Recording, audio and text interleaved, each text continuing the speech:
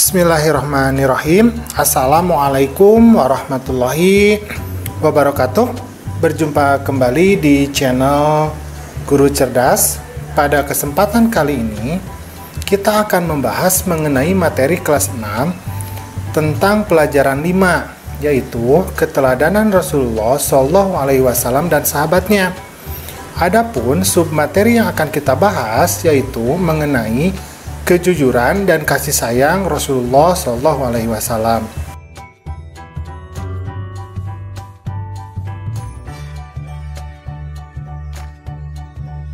Pastinya kamu sudah mempelajari tentang kisah 25 nabi ya. Nah, Nabi Muhammad ini adalah nabi ke-25, yaitu nabi terakhir. Nabi Muhammad ini sejak kecil beliau itu sudah menjadi yatim piatu. Nah, oleh sebab itu beliau ini ketika sudah dewasa dan menjadi nabi itu sangat mencintai anak yatim dan menganjurkan umatnya untuk selalu merawat, mendidik, dan mencintai anak yatim. Di samping itu, Nabi Muhammad ini terkenal sangat jujur. Sikap jujur tersebut ini sudah diperlihatkan bahkan sebelum beliau itu diangkat menjadi Rasul. Pada saat usia beliau menginjak remaja, beliau itu pernah diminta bantuan oleh pamannya Abu Thalib untuk membawa barang dagangan milik Siti Khadijah binti Khuwailid yang kaya raya dan dihormati di kota Mekah.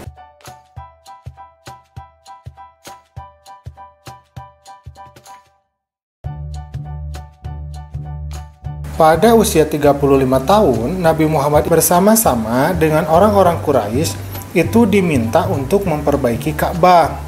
Ketika pembangunan, Ka'bahnya itu sudah sampai ke bagian Hajar Aswad, berarti yang terakhir ya.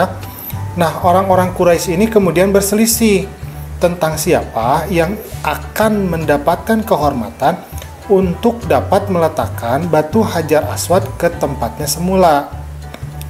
Pada akhirnya, mereka pun kemudian bersepakat dan menunjuk Muhammad yang saat itu yang belum jadi Rasul ya, sebagai orang yang tepat untuk melakukan hal tersebut. Kemudian Rasulullah itu menyarankan suatu jalan keluar yang sebelumnya tidak pernah terpikirkan oleh mereka. Beliau mengambil selembar selendang, kemudian Hajar Aswad itu diletakkan di tengah-tengah selendang tersebut. Selanjutnya, beliau kemudian meminta seluruh pemuka kabilah yang berselisih untuk memegang ujung-ujung dari selendang tersebut. Mereka kemudian mengangkat Hajar Aswad itu secara bersama-sama. Nah, setelah mendekati tempatnya, maka Rasulullah sendiri yang kemudian meletakkan Hajar Aswad tersebut ke tempatnya semula. Nah, ini merupakan suatu jalan keluar yang terbaik. Maka seluruh kabilah itu setuju dan meridhoi jalan keluar ini. Mereka pun pada akhirnya tidak jadi saling menumpahkan darah.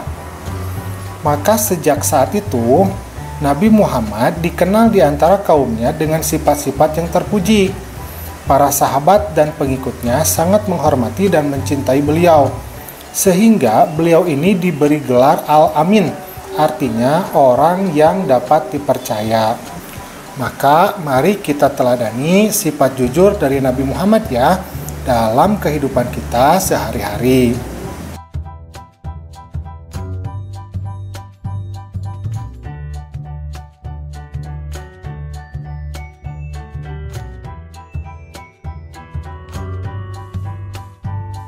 Nabi Muhammad selain memiliki sifat jujur dalam berdagang dan bergaul di masyarakat, Nabi Muhammad pun sangat sayang terhadap keluarga dan orang-orang di sekitarnya. Pada zaman jahiliyah, para penduduk Mekah itu tidak menghargai adanya anak perempuan. Namun sebaliknya, Nabi Muhammad saat itu justru menggendong putrinya yang bernama Fatimah Az-Zahra yang masih balita sambil melakukan takwaf mengelilingi Ka'bah. Begitu pula setelah Fatimah dewasa dan dikaruniai anak, maka Nabi Muhammad pun sangat menyayangi cucu-cucunya yang bernama Hasan dan Husain. sebagaimana dikisahkan dalam hadis.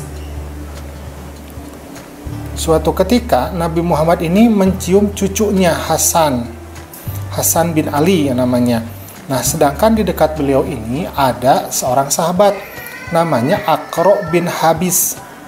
Nah, Aqra ini berkata, "Aku mempunyai 10 anak Rasulullah, tetapi aku tidak pernah mencium seorang pun di antara mereka." Nah, ketika Rasulullah mendengar hal tersebut, kemudian Rasulullah memandang Aqra.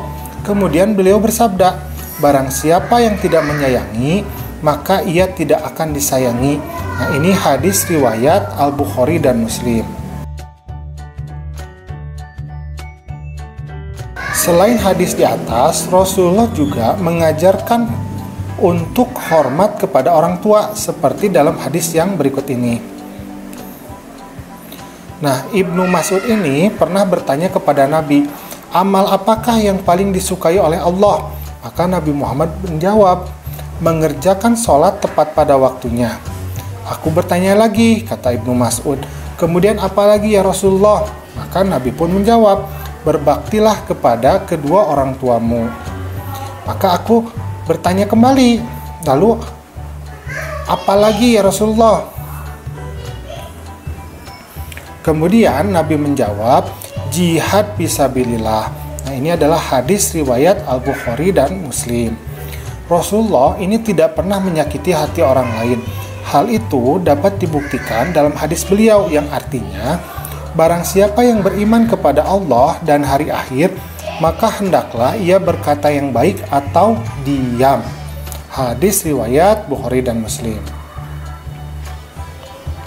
Kepedulian Rasulullah bukan hanya kepada ibadah seperti sholat, atau zakat, tetapi beliau pun peduli terhadap lingkungan hidup.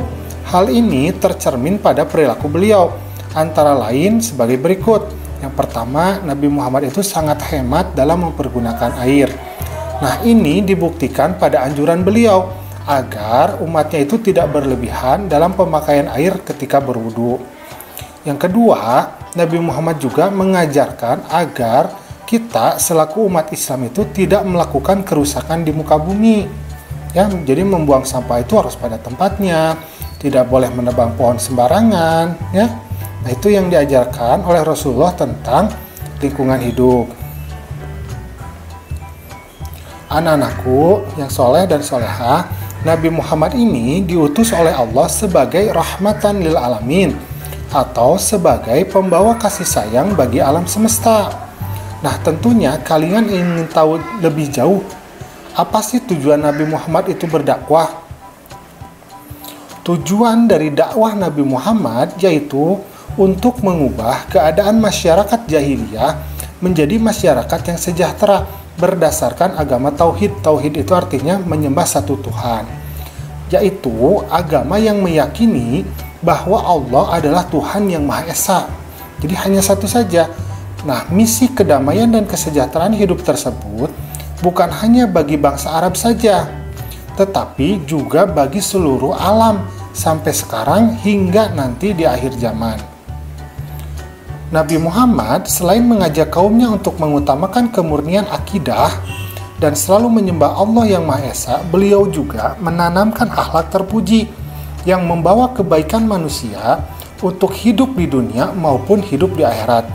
Salah satu sifat terpuji yang dapat kita cermati adalah ketika beliau dan pengikutnya hijrah ke kota Madinah, beliau ini mampu menanamkan sikap persaudaraan antara kaum pendatang yang kita namakan kaum muhajirin dengan kaum ansor atau kaum pribumi, sehingga mereka ini bisa saling menolong untuk menciptakan suatu daerah yang tertib dan aman. Di samping itu, masyarakat berperilaku hidup dengan penuh sopan santun sesuai ajaran yang dibawa oleh Rasulullah. Nah, sebagai umat dari Nabi Muhammad SAW, kita harus menjunjung tinggi ajaran beliau. Misalnya, kita menghormati orang yang lebih tua dan menyayangi orang yang lebih muda. Kita mampu berperilaku sopan dan bertutur kata santun terhadap orang lain, apakah itu orang tua, guru, atau masyarakat sekitar. Nah, kita juga ini harus mampu menjaga lingkungan agar selalu bersih, karena kebersihan merupakan sebagian dari iman. Oleh sebab itu, kita tidak boleh membuang sampah di kali ya atau sungai atau selokan, karena selokan atau sungai yang penuh sampah nantinya akan dangkal. Saluran air menjadi tidak lancar, sehingga ketika datang musim hujan, daerah tersebut akan menjadi rawan banjir. Nah, kita harus peduli terhadap lingkungan sekitar. Untuk kebaikan siapa? Untuk kebaikan diri kita dan kebaikan orang lain. Kita juga harus selalu berperilaku sesuai ajaran Rasulullah SAW.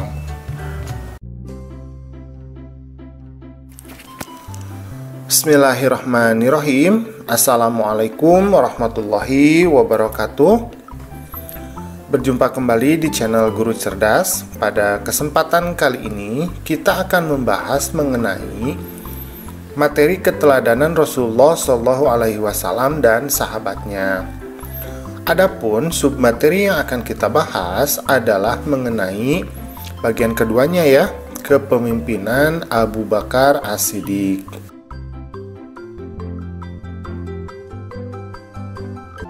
Abu Bakar adalah khalifah yang pertama setelah Nabi Muhammad SAW ini wafat. Abu Bakar dilahirkan pada tahun 571 Masehi. Nama lengkap beliau adalah Abdullah bin Abi Quhafah At-Tamimi. Nah, gelar Abu Bakar ini diberikan oleh Nabi Muhammad karena beliau adalah orang yang paling cepat masuk Islam. Jadi yang pertama masuk Islam itu adalah Abu Bakar, salah satunya yang dari kalangan sahabat. Kalau yang pertama sekali itu adalah Khadijah binti Khuwailid ya. Berarti Abu Bakar ini termasuk juga adalah as-sabiqunal awalun atau orang-orang yang pertama kali masuk Islam. Nah, gelar As-Siddiq ini diberikan karena beliau ini selalu membenarkan apa-apa yang Nabi Muhammad katakan dalam berbagai peristiwa. Terutama sekali adalah beliau orang yang pertama kali membenarkan peristiwa Isra Mi'raj, di mana banyak para kalangan Quraisy saat itu meragukan kebenarannya. Tetapi Abu Bakar dengan lantang mengatakan bahwa Nabi Muhammad itu berkata jujur ketika beliau melaksanakan Isra dan Mi'raj. Abu Bakar ini memimpin dari tahun 632 Masehi sampai dengan 634 Masehi. Abu Bakar ini adalah orang yang selalu meneladani perilaku Nabi Muhammad. Dalam menentukan keputusan di masa kepemimpinannya, beliau ini selalu mengajak para sahabat untuk melaksanakan musyawarah.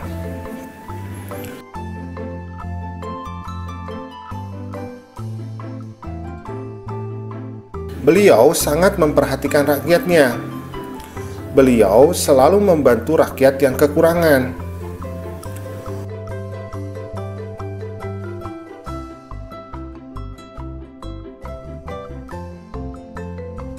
Pernah suatu ketika itu datang kepada beliau seorang wanita dari suatu desa tertentu bernama Unaisar.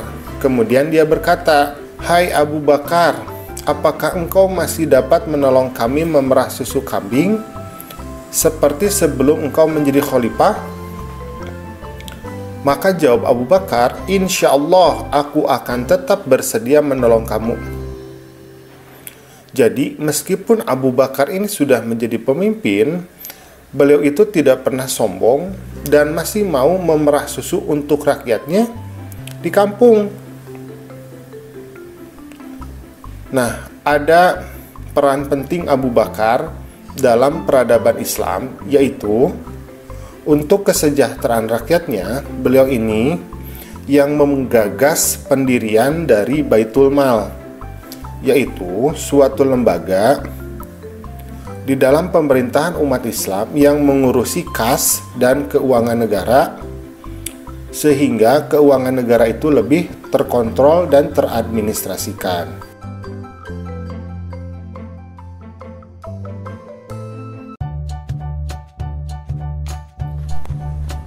Bismillahirrahmanirrahim. Assalamualaikum warahmatullahi wabarakatuh. Berjumpa kembali di channel Guru Cerdas. Pada kesempatan kali ini kita akan membahas mengenai materi keteladanan Rasulullah Shallallahu Alaihi Wasallam dan sahabatnya. Adapun submateri yang akan kita bahas adalah mengenai kepemimpinan Umar bin Khattab. Jadi ini yang bagian ketiga ya. Umar bin Khattab adalah khalifah yang kedua setelah Abu Bakar As-Siddiq. Umar bin Khattab ini mempunyai nama lengkap yaitu Umar bin Khattab bin Abdul Uzza. Umar bin Khattab ini menjadi khalifah sejak tahun 634 Masehi sampai dengan 644 Masehi. Sikap beliau yang sangat terkenal itu adalah karena keberaniannya, jujur, adil, tegas, dan bijaksana, serta bertanggung jawab terhadap rakyatnya. Beliau juga dikenal sebagai seorang pemimpin yang hidup sederhana dan suka bermusyawarah. Misalnya suatu ketika Khalifah Umar bin Khattab ini pernah meminta anaknya untuk mematikan lampu di dalam ruangan, jadi di kantor khalifah, karena beliau merasa bahwa lampu tersebut itu dibiayai oleh negara, sedangkan kedatangan anaknya itu untuk keperluan pribadi keluarganya. Nah, Khalifah Umar bin Khattab ini tidak mau menggunakan fasilitas negara untuk kepentingan pribadi dan keluarganya, walaupun hanya sebatas minyak untuk menyalakan lampu. Pada masa pemerintahannya, Khalifah Umar ini dikenal sebagai pribadi yang sederhana dan bertanggung jawab.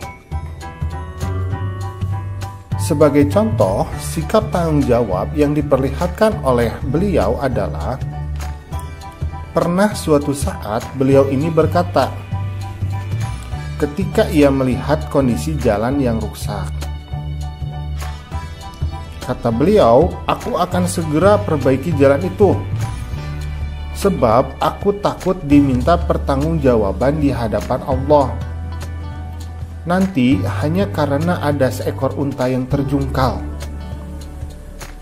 Nah, bayangkan ya, jadi Khalifah Umar itu ketika dia melihat jalan yang rusak, dia tuh langsung bersegera untuk memperbaiki jalan tersebut karena dia takut kalau nanti ada unta yang terjerembab atau jatuh karena jalan yang rusak tersebut.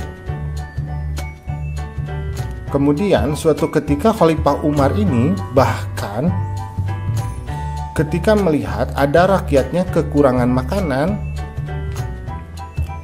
saking takutnya kalau rakyatnya itu sampai menderita, beliau bahkan memanggul sendiri gandum dari gudang negara ke rumah rakyat tersebut. Nah, masih banyak lagi perilaku teladan yang patut kita contoh dari Khalifah Umar bin Khattab ini.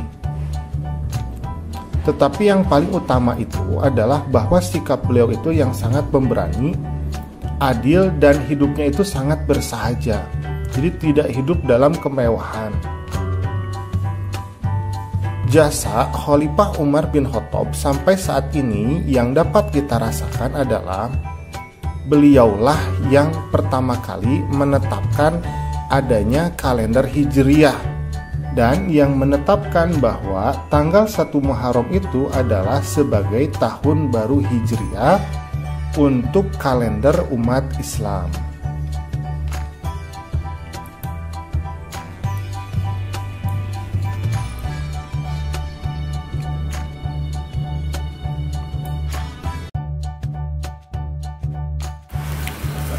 Bismillahirrahmanirrahim.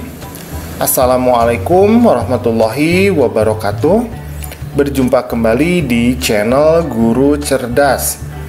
Pada kesempatan kali ini kita akan belajar materi kelas 6 pelajaran 5 ya. yaitu materi keteladanan Rasulullah Shallallahu Alaihi Wasallam dan sahabatnya. Adapun submaterinya adalah yang bagian keempat, yaitu kepemimpinan Khalifah Utsman bin Affan. Khalifah Utsman bin Affan ini memerintah selama 12 tahun atau dari tahun 644 Masehi sampai dengan 656 Masehi. Beliau dikenal sebagai orang yang sangat kaya raya dan dermawan. Bahkan sebelum masuk Islam pun beliau itu sudah sangat kaya raya dan dermawan, dan banyak hartanya itu disodakohkan untuk perjuangan umat Islam. Bukti kedermawanan dari Khalifah Utsman adalah beliau pernah pada suatu masa, di masa pemerintahan Abu Bakar, beliau ini memberikan gandum yang diangkut dengan 1000 unta. Jadi 1000 unta itu masing-masing itu membawa muatan gandum-gandum. Ya, jadi banyak sekali kan, untuk membantu kaum miskin yang menderita saat di musim kekeringan. Jadi luar biasa ya kedermawanannya itu. Nah, di masa pemerintahannya, Khalifah Utsman ini melakukan kodifikasi. Kodifikasi itu menyusun atau membukukan mushaf Al-Quran. Jadi Al-Quran pada masa lalu itu tidak seperti buku layaknya zaman sekarang, tapi masih tercecer. Jadi ada lembaran-lembaran ya, mushaf. Ada yang di kulit binatang, ada yang di kulit pohon, ada yang ditulis di dalam batu. Nah, Khalifah Utsman inilah yang mengumpulkannya, kemudian menyusunnya, kemudian menjadikannya satu buku yang utuh. Nah, beliau ini khawatir apabila sampai terjadi perbedaan dalam membaca Al-Quran. Kemudian beliau itu membentuk suatu panitia untuk menyusun Al-Quran. Nah, panitia ini diketuai oleh sahabat yang bernama Zaid bin Thabit dengan anggotanya yaitu Abdullah bin Zubair dan Abdurrahman bin Harith. Panitia tersebut bertugas untuk menyalin ulang ayat-ayat Al-Quran dalam sebuah buku yang disebut mushaf. Kemudian mushaf tersebut ini diperbanyak menjadi 4 buah. Jadi di fotokopi ya, di kopi jadi 4 buah. Satu buah itu disimpan di Madinah. Nah, mushaf ini disebut dengan mushaf al-Imam atau mushaf Utsmani. Kemudian 4 buah lainnya dikirimkan ke kota Mekah, kota Suriah, kota Basrah, kemudian kota Kufah. Di samping itu, beliau juga adalah orang yang merenovasi pertama kali Masjid Nabawi di kota Madinah, yaitu dengan cara memperluas kemudian memperindah bentuk dari Masjid Nabawi itu, karena perkembangan umat Islam pada masa Utsman bin Affan ini, pada masa Khalifah Utsman bin Affan ini sudah sangat cepat. Jadi umat Islam semakin banyak dan memerlukan tempat ibadah yang lebih luas dan lebih dapat untuk menampung sholat di kota Madinah. Alhamdulillah, pembelajaran kita hari ini sudah selesai. Maka tirulah sikap dari Khalifah Utsman bin Affan, yaitu sikap beliau yang sangat lembut dan dermawan. Assalamualaikum.